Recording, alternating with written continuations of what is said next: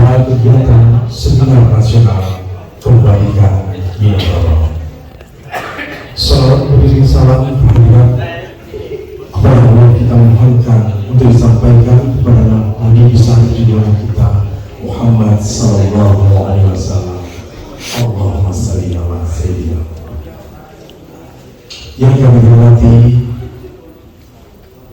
narasumber kita pada hari ini, Bapak Prof.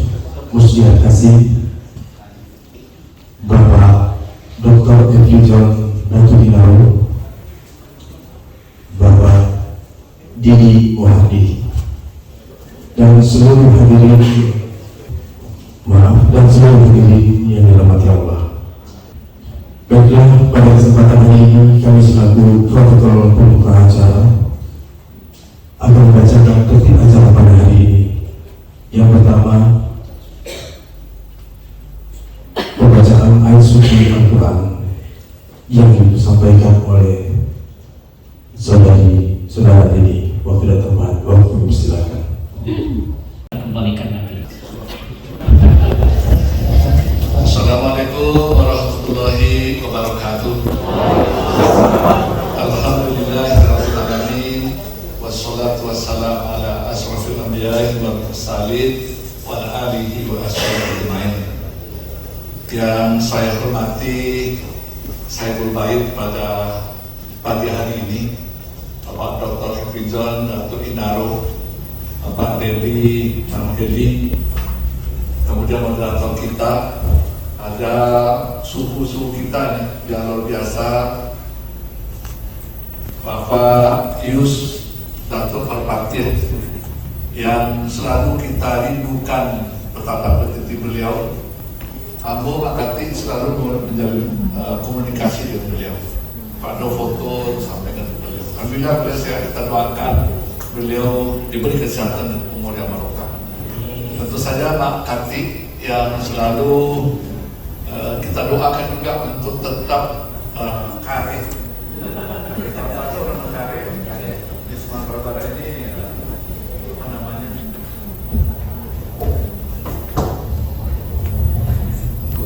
Terima kasih Mak Kati yang sudah hadir Pak Terus. Kemudian ada tamu kita dari Mercu Buana, Bapak Profesor Mas Zulhad, belum sempat tadi satu nama Pak. Beliau promotornya Pak Efyujon, dan ada co-promotor beliau juga, ada Pak Dirwan, orang awam yang merantau jadi orang jadi orang Malaysia tapi tetap cinta pada kampung. Tentu saja yang kita hormati pejabat yang hadir pada pagi hari ini, mewakili Bupati Aga, mewakili Bupati pada Wali Kota Pariaman, Bapak dan Ibu hadirin yang tidak saya sebutkan, ada Resti tadi yang sudah lama sekali tidak ketemu. Mudah-mudahan pertemuan kita pada pagi hari ini membawa berkah kita bersama. Kepada Ibu ya. Assalamualaikum warahmatullahi wabarakatuh. Makasih Datuk Yus Parpati, Buya, serta semua ini mama, cendekiawan, budayawan, serta Bapak Ibu hadiran yang kami hormati dan kami muliakan. Mohon izin saya menyampaikan materi. Sebenarnya sebagai materi saja sudah disampaikan tadi oleh Profesor Musdiar. Kebetulan sekitar 5 tahun yang lalu saya sudah menulis buku judulnya Kembalikan Marwah Minangkabau. Dan Pak Mus juga berkenan saya kasih buku dan memberi testimoni tentang buku tersebut. Sebagai pembicara, Dedi pernah menjadi narasumber debat Capres, pembicara event summit, conference, isi kuliah umum, motivator di beberapa instansi serta narasumber beberapa televisi nasional. Saya berdiskusi dengan Pak Rizon waktu Pak Natudinaro mengajak saya membuat sebuah seminar tentang Minangkabau. Ini adalah bentuk keperhatian kita Bapak Ibu semua tentang kondisi Minangkabau sekarang. Kita harus berbesar hati, berlapang dada untuk mengakui kekurangan dan kehilangan jati diri Minangkabau sekarang. Dan ini tidak saja dirasakan oleh sebuah tim besar tokoh Minangkabau, tetapi juga dirasakan oleh para tokoh-tokoh budayawan dari luar Minangkabau. tahun 2017 ada seminar nasional di Yogyakarta. Kebetulan saya diundang sebagai pembicara juga. Ada almarhum Radar Pancadhana, ya, budayawan nasional yang sangat hebat, sangat terkenal, S3-nya di Amerika. Ada Pak Sobari, ada Profesor Sarono Kusmatmaja, dan berbagai orang tokoh-tokoh nasional di sana menyampaikan ke saya, Pak Dedi, ada apa dengan Minangkabau? Dulu kami orang luar Minangkabau ini banyak belajar, sangat menghormati, sangat berharap kepada Minangkabau ini akan menjadi motor penggerak perubahan Indonesia ini ke arah yang lebih baik.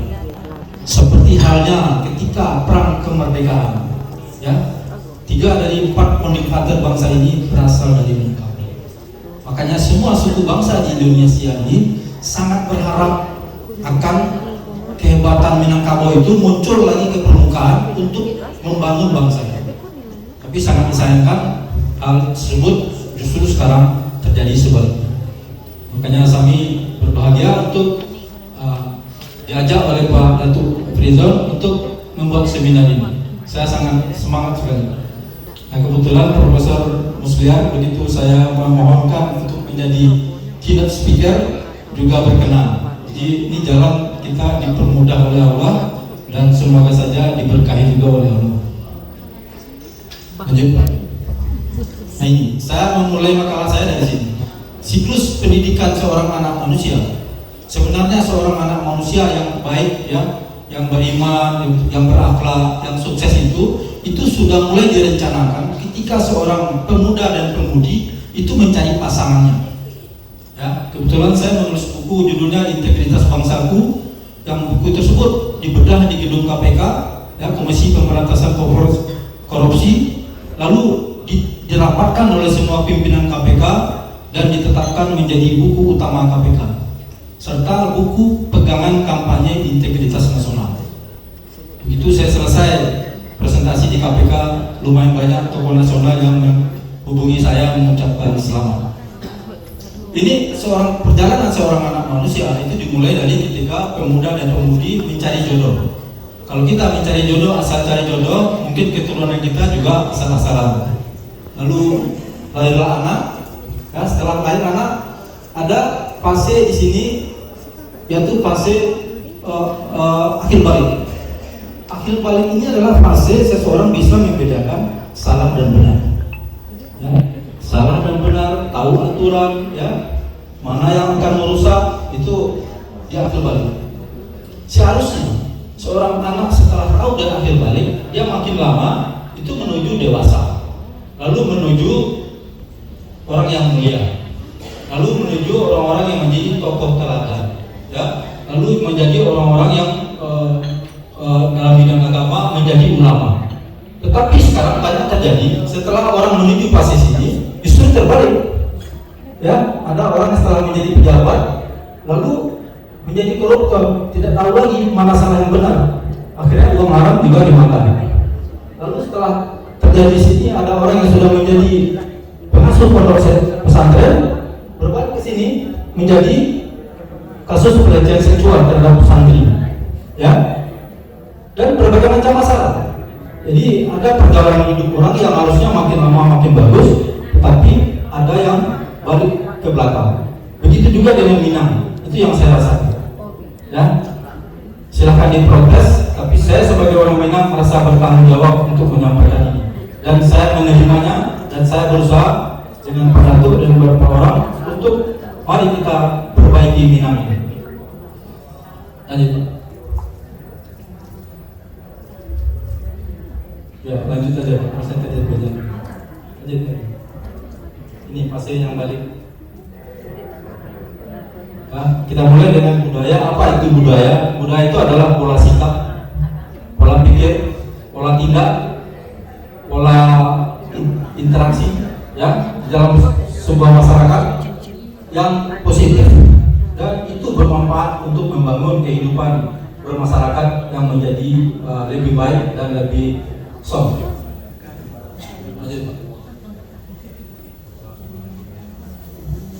Lalu budaya itu levelnya di atas kepatuhan terhadap hukum. Ya, seperti saya uraikan. Kalau level taat aturan itu levelnya di logika, salah benar. Kalau kita sudah bicara budaya, kita bicara etika, kita bicara sopan santun, itu bicaranya sudah di atas kepatuhan terhadap hukum. Ya, apalagi bicara kepedulian, itu sudah bicara hati. Ya, kita berbahagia di sini ada mahasiswi dari Korea ya, miskin. Ya, selamat datang di Indonesia, selamat menyaksikan seminar ini. Ya, semoga bermanfaat. Tapi yang terjadi sekarang justru mencari manusia yang taat hukum aja di Indonesia ini makin susah. Ya, orang bangga melakukan pelanggaran, ya, di lampu merah traffic light si pengalah itu, bro. Orang malah dengan bangga itu menerobos lampu merah, malah mengambil jalan yang berlawanan arah. Itu saya lihat bukan hanya orang-orang sembarang itu yang melakukan itu. Ini sudah terbalik, ya. Begitu juga dengan orang yang melawan arus, ya, sebagai macamnya. Jadi harusnya bangsa ini setelah dengan budaya yang bagus dulu itu kita naik menjadi peradaban seperti bangsa Korea, ya. Bangsa Korea itu maju karena budayanya, karena peradaban.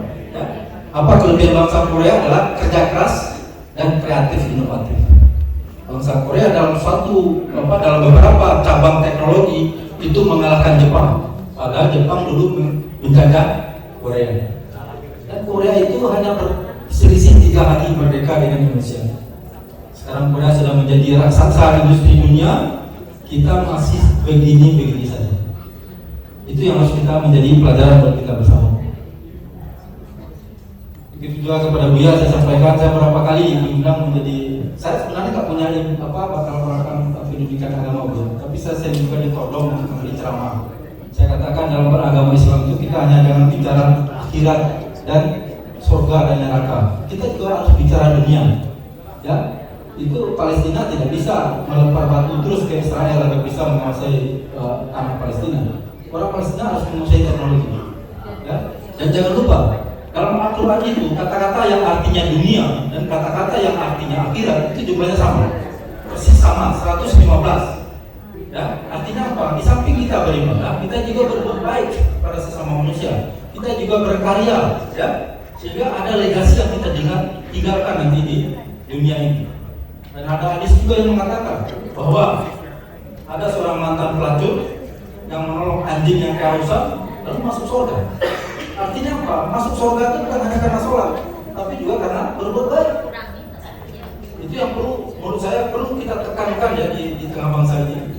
Ya, terutama ini Buya ini, mohon maaf ya, harusnya kita sampaikan, jangan hanya mengaji usul-usul sholat, jangan hanya sholat saja, sekolah lagi, tunjuklah ilmu itu setinggi-tingginya. Saya termasuk yang sedikit ya bangga sebagai orang Islam, sebagai orang Padang, saya 2 kali bebas inovator nasional bidang teknologi.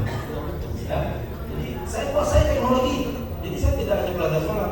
Waktu kecil sesuatu saya belajar sholat, itu saya itu pendidikan, saya tidak ilmu pengetahuan saya tinggi-tinggi. Alhamdulillah saya pernah pendidikan di Amerika juga, sehingga ya lumayan kalau kita diskusi tentang teknologi dengan orang lain agama, saya tidak malu sebagai orang Islam. Saya berani maju ya dengan bekal ilmu yang saya miliki. Lanjut. Nah, apa yang harus dikembalikan? Dikembalikan itu adalah pertama, menurut saya kita harus mengembalikan posisi Minangkabau sebagai sejarah perjalanan bangsa itu, bukan sebagai objek sejarah.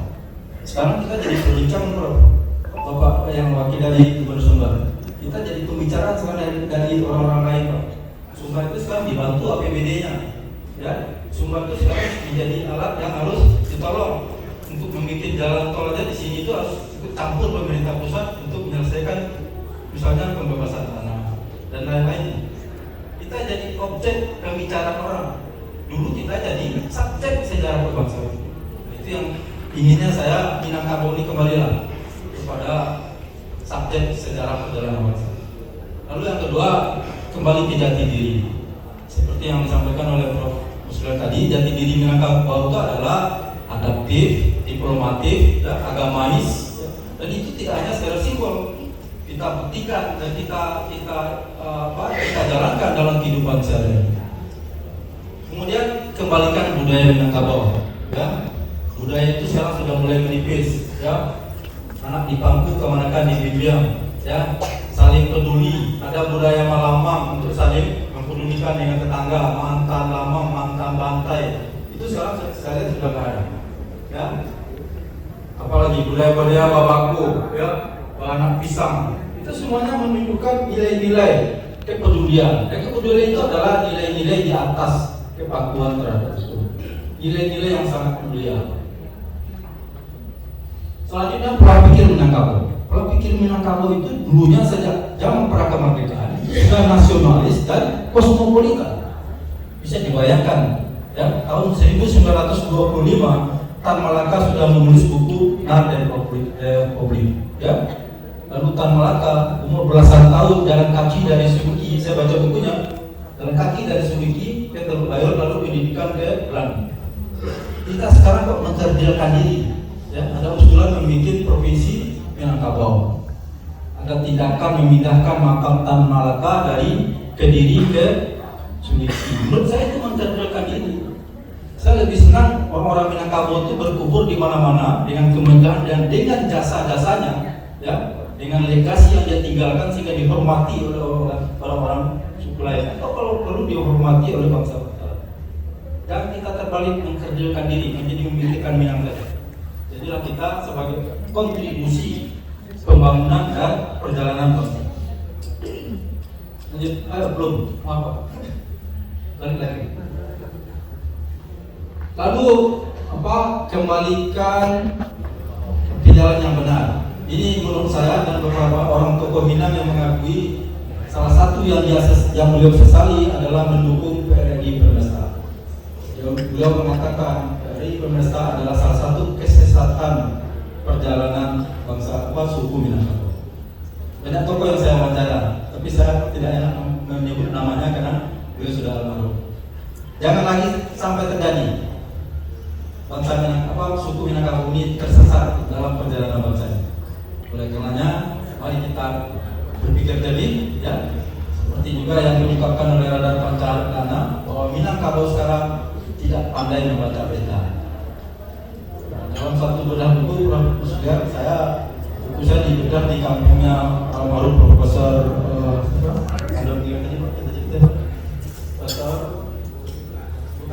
yang mantan wakil keturunan zaman Pak Bedi, Profesor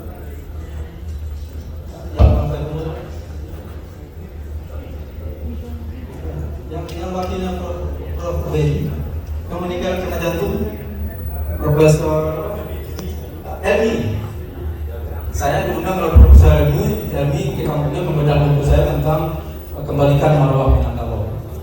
Jadi Profesor, ada seorang guru besar, saya nggak nyebut namanya, guru besar antropologi UNAN itu langsung mengkat, Pak Dirwan hadir, ya, ada Pak Dirwan sebagai pembedah, langsung mengkat buku saya. Padahal nulis buku itu tidak mudah.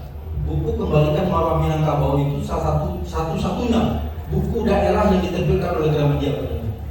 Saya ditelepon langsung oleh Pak Direktur Gramedia, Pak Edi, kalau bukan Anda penulis sudah banyak buku di Gramedia, saya tidak akan terbitkan buku. Belum pernah Pak, ada buku daerah diterbitkan di Gramedia. Ini pangsa pasarnya cuma orang Minang.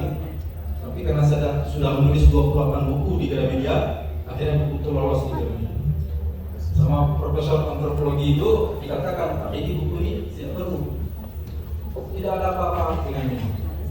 Yang salah sekarang itu adalah lingkungan luar Minang, lingkungan nasional, lingkungan pemerintah yang tidak mau menerima kepada orang Minang. Ya, saya bilang, Prof, kalau gitu cara berpikir Prof, Minang tidak akan maju, akan makin turun. Bagaimana Profesor bilang tidak ada apa-apa dengan Minang? Dulu budaya Minang itu adalah budaya yang sangat mulia, dihormati, dihargai oleh suku bangsa lain. Sekarang jangan kita bicara budaya, kita bicara kepatuhan terhadap hukum aja. Di Minang ini sekarang amburadul. Saya punya data dari Departemen Kesehatan yang namanya penyimpangan LGBT, penyebaran HIV/AIDS, ya, narkoba, pelecehan seksual. Itu di Sumatera, di semua kota-kota di Sumatera ini, Sumatera Barat termasuk tertinggi. Ini memalukan begini. Apakah kita masih mengaku ada perusahaan syarat bisa kita buat dengan penyakit seperti ini? Saya tidak bisa lagi mengusul. Oleh karenanya, setelah seminar ini saya akan buat kesimpulan dan buat action plan. Apa yang kita lakukan untuk mengembalikan Minangkabau? Salah satu usulan saya diskusikan dengan Pak Dirwan, kemudian ada sokongan juga. Kita akan cari negara-negara yang masalah penyakit masyarakat itu paling besar. Lalu kita dekati tokoh-tokoh agama, pemuka-pemuka masyarakat, kita coba sehatkan itu masyarakat yang sakit. Itu dengan berbagai pendekatan kesejahteraan, pendekatan pendidikan, dan pendekatan sosial. Lalu dari negara itu nanti kita bikin evaluasi apa yang sudah bisa kita hasilkan. Jadi ada apa? Berhubung juga seminar ini rencananya dari Pak Datuk akan diselenggarakan tiap tahun. Jadi selesai seminar ini kita buat exemplar, lalu tahun depan kita akan evaluasi apa yang sudah bisa kita perbaiki di Minang. Lalu yang terakhir adalah kembalikan bahasa Minang. Ini yang aneh juga di Minang ini saja. Padahal aturan bahasa yang namanya kota, nama tempat itu tidak boleh diubah-ubah. Ya, ini bandar gue diubah jadi bandar buah. Ikur kotor dirubah jadi ikur kotor kalau orang. Matur, ya, jangan matur, jangan matur. Nah, saya mohon nih kepada Bapak pejabat dari gubernur, mungkin bisa dibuatkan perdanya, kembalikan itu Pak. Sudah ada perdanya. Sudah. Ya. Alhamdulillah, terima kasih Pak. Saya kaget aja gitu. Saya ngajak anak saya yang besar di rantau, yang kaget itu. Ini apa artinya ya? Bandar buat, kenapa sekalian aja kali dikit gitu kan? Ya, kerambil ya kan? Kita inilah. Jadi,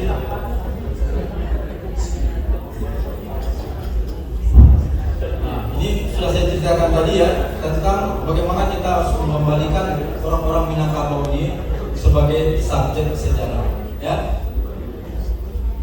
Jadi caranya bagaimana? Ya kata caranya dengan kita membangun kapasitas diri. Yang cara kita membangun networking dengan para orang-orang lain yang ada di pusat sana. Gak bisa hanya dengan karyakan Pak, dengan teriak-teriak ya.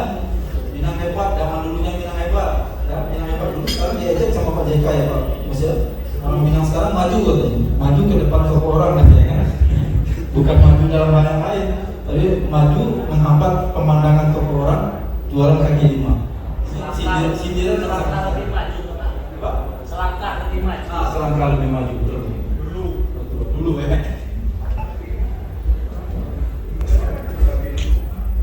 Dulu kita juga bangga ya. Bukit Tinggi ini hanya Bukit Tinggi dan Yogyakarta, kota di Indonesia ini yang pernah menjadi ibu kota negara. Ya ini suatu kebanggaan. Tapi apa yang bisa kita perbuat dengan Bukit Tinggi ini kan? Bukit Tinggi ini sangat potensinya menurut saya sangat luar biasa. Ini tinggal dioptimalkan. Ya, nanti jalan tol Padang Bukit Tinggi Pekanbaru kalau udah jadi, ini Bukit Tinggi akan luar biasa.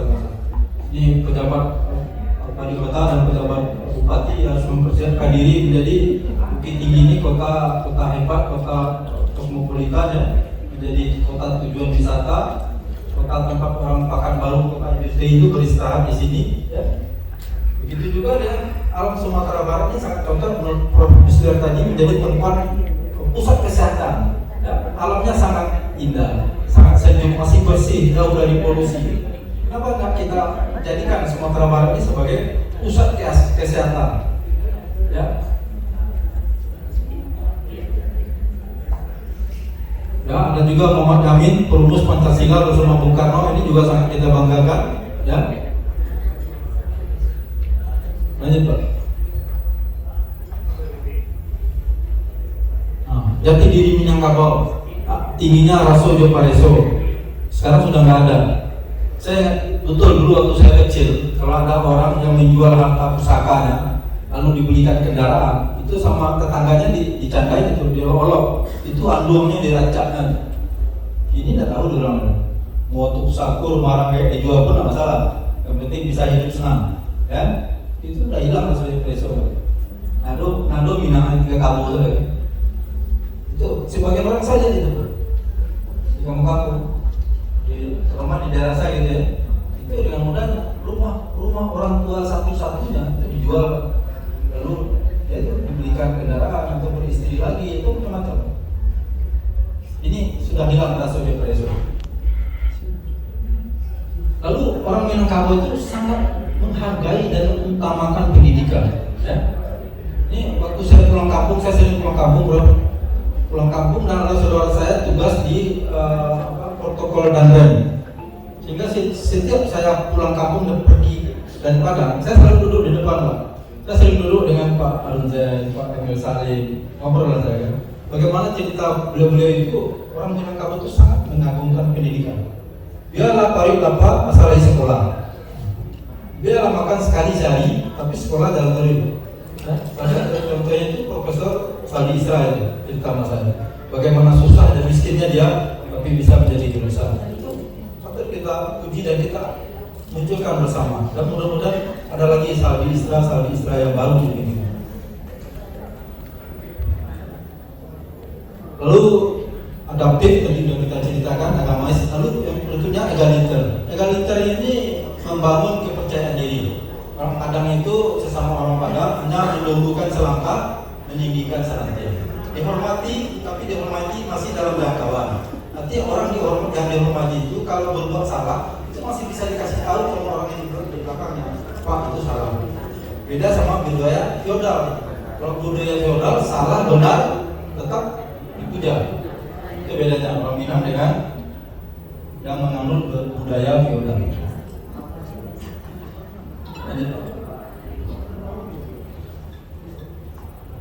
Budaya Minangkabau, maju mundurnya sebuah bangsa itu ditentukan oleh maju mundurnya peradabannya.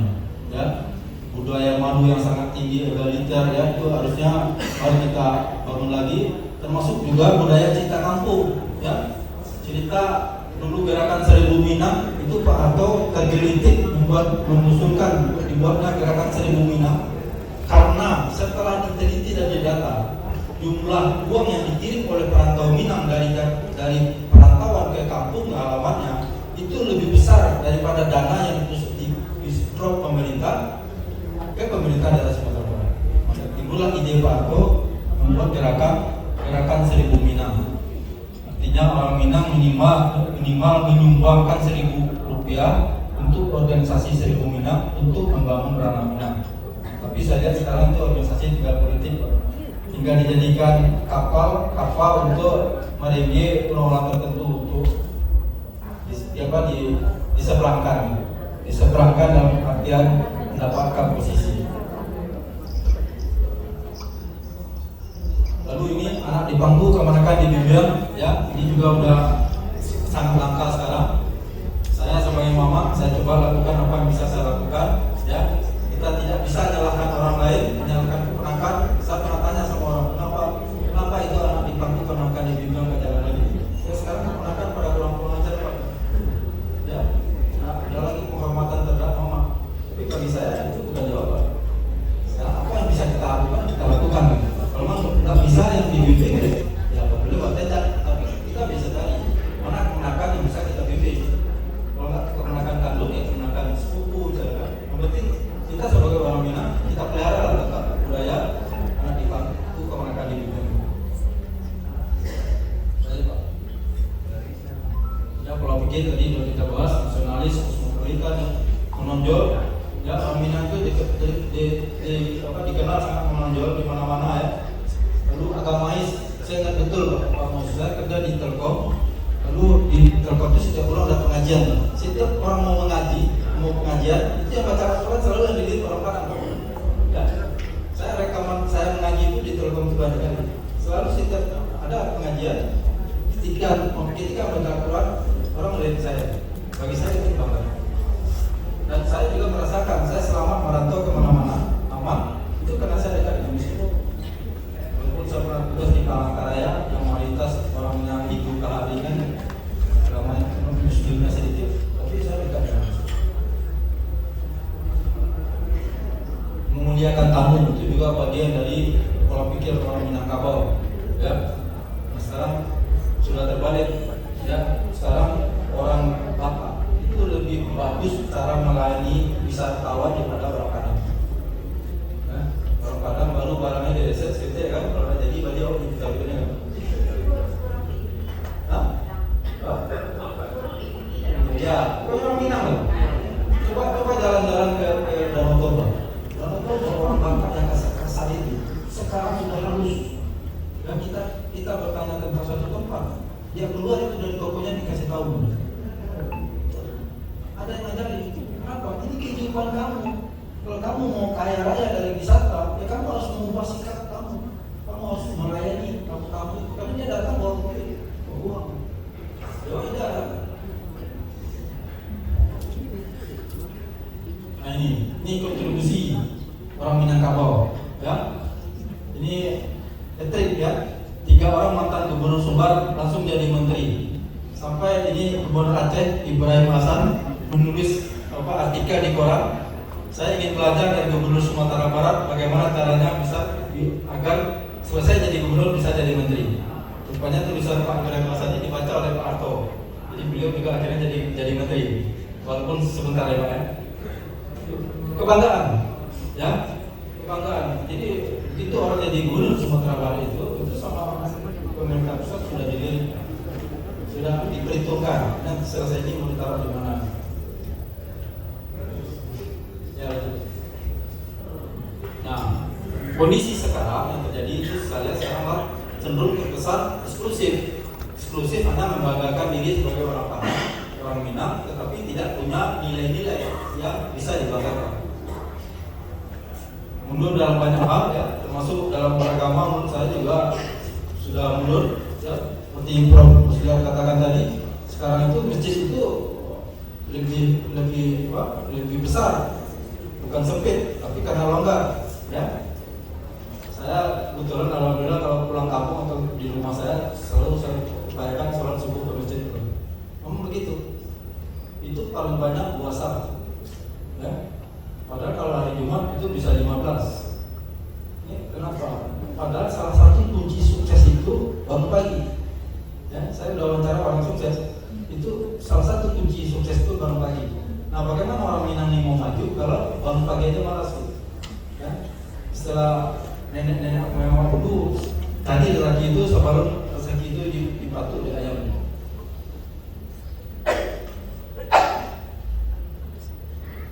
Dulu hilang rasul di Preso sudah ya, di sekarang itu tertinggal dari daerah lain dalam banyak hal sangat jelas ya. Ya tertinggal itu kita bisa lihat dalam persentase orang-orang suku lain yang berada di mengendalikan pemerintahan. Kita tidak perlu ini, tapi mari kita perbaiki saja diri kita dan kita bangun kapasitas serta networking.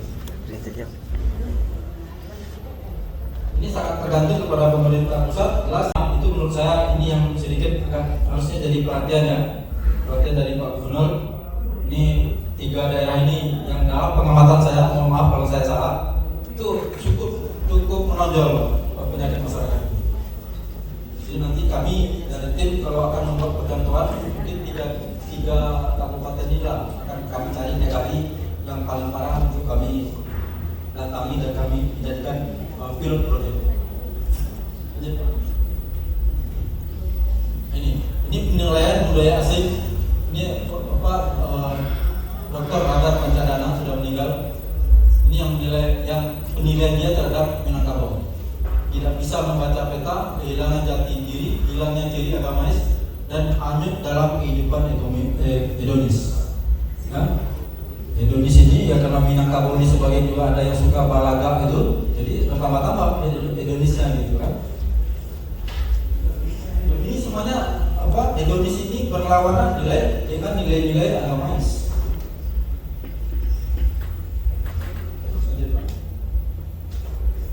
Nah ini tantangan ke depan yang harus dipersiapkan oleh Minangkabau. Tahun 2045 akan terjadi bonus demografi.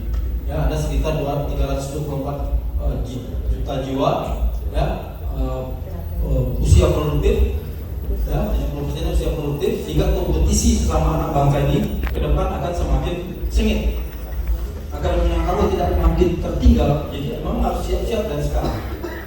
Apa yang harus disiapkan ya seperti Prof tadi sampaikan ya, samping kemampuan skillnya juga kemampuan bahasanya, terutama bahasa Inggris dan bahasa Arab.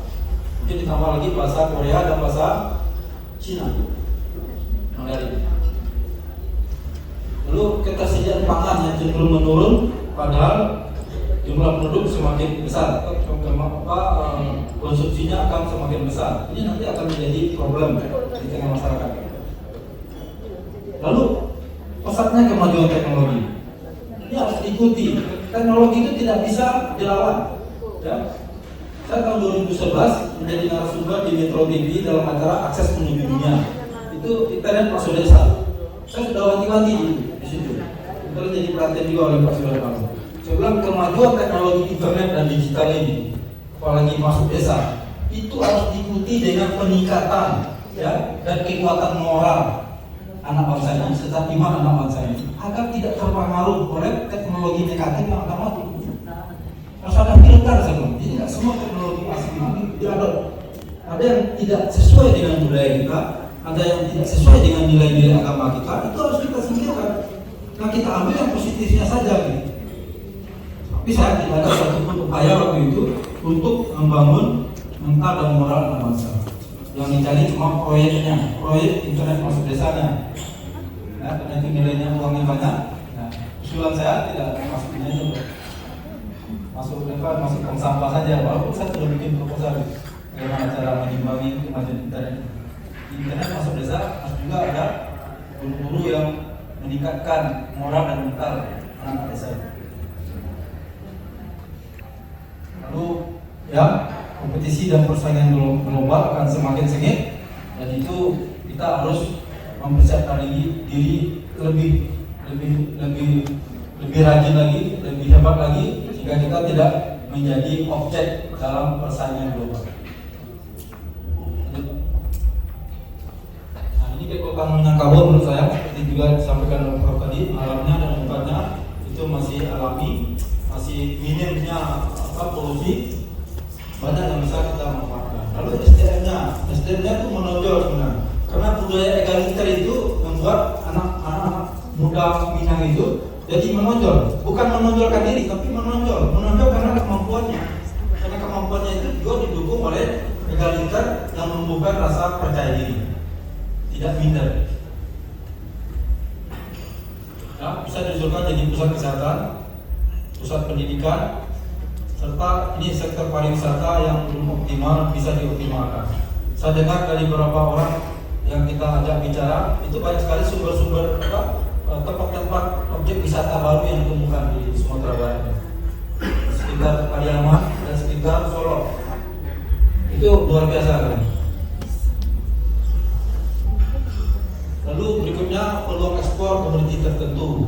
Ini baru digarap oleh beberapa orang saja. Ada muda Minang yang jadi eksportir ya, beberapa komoditi itu sukses. Nah, itu kenapa tidak kita kembangkan? Lanjut. Ini upaya melestarikan budaya Minangkabau itu salah satunya dengan seminar ini. Lalu ini upaya saya menulis buku Kembalikan Orang Minangkabau. Ini juga ada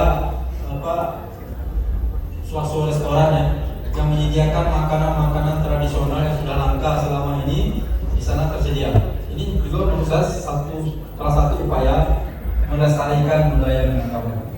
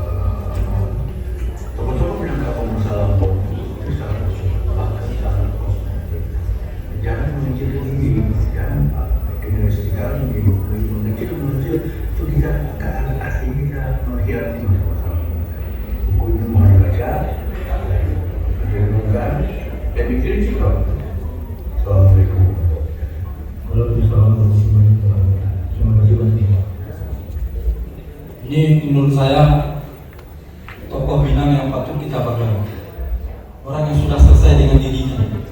Dan saya saksi langsung dari seorang seorang mantan ketua MPR, Bapak Sidarto, menceritakan kepada saya, ketika Megawati menjadi presiden, Pak Taufik Kemas datang ke rumah Buya, menawarkan jabatan.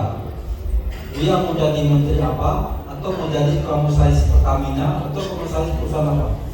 Nah, jadi komisaris itu Bapak Ibu, honornya 200 juta per bulan, kantinnya miliaran rupiah per tahun. Tapi Buya menolak.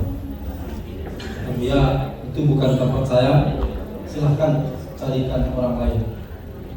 Itu mereka. Jadi terlepas dari adanya orang Minang yang suka kepada beliau, saya sangat hormat kepada beliau. Jarang orang seperti itu. Dan saya termasuk orang yang percaya kalau Buya kalau lagi ke Jakarta, saya mengantar ke airport. Lalu kalau Buya dilihatkan itu Pak Mus, Buya dari beberapa orang menteri yang mau nyetor uang Pak. Buya ini ada uang 1 miliar, 2 miliar, pakailah untuk operasional Buya. Buya ketawa. Jadi banyak sekali yang mau ngasih uang, tapi saya nggak mau. Kira ada nggak kita di rumah sini yang orang udah mau kasih uang dan dijamin halal katanya? Ditolak. Buya. Beliau lebih suka hidup sederhana, yang sepeda dengan kaos murahan, ya itu kaos biasa gitu. Tapi agamanya benar, bagus, dan hidup bermanfaat. Ya. Buya itu honor-honornya sebagai ini besar sekali. Harta kekayaannya nggak banyak. Kenapa? Banyak disumbangkan buat orang. Itu yang saya katakan tadi bahwa hidup beragama itu juga hanya ibadah, tapi juga hidup bermanfaat. Lanjut Pak. Ini solusinya seperti yang saya katakan tadi, dibuat gerakan ya, memunculkan orang-orang Minang yang betul-betul baik. Ya, mari kita angkat bersama seperti sekarang. Ada orang Minang yang muncul lalu bersama-sama menjatuhannya. Itu yang tadi ya kan. Marilah kita ubah. Siapa tahu jalan sukses kita dibalik jalan sukses orang lain. Jadi tidak perlu kita menghalangi jalan orang lain. Boleh di Minang sendiri. Beda di orang Batak, Pak. Orang Batak itu kalau semarga itu otomatis bisa saling mengangkat. Kembalikan, udah pesan sarang pesan yang terbuka dan lain sebagainya. Nanti Pak.